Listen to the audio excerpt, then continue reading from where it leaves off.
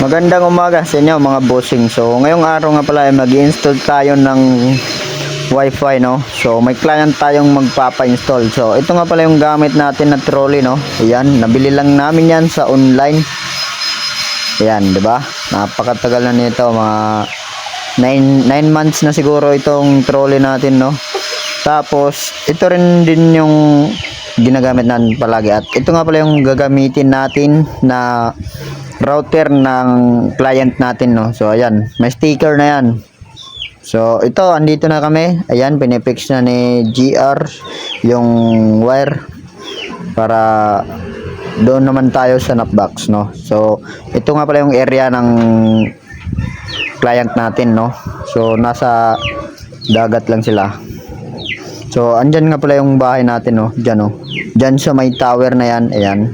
Yan, yung pula na bongbong. Yan. 'Di ba? So ito, malapit na tayong matapos. So ito, i-clamp natin dito para doon naman tayo sa kabilang poste. Yan, diyan yung knockbox natin, no.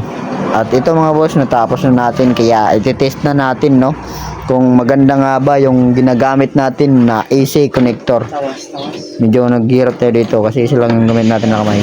So ayan, test natin. So di ba, napakaganda ng reading, no. Kaya kung gusto nyong bumili ng ganyang connector, ilalagay ko lang sa comment section. At sa hindi pa mga nakapollow sa ating page, Boss Han ang batang installer, mag-follow na kayo mga bossing. Yun lang.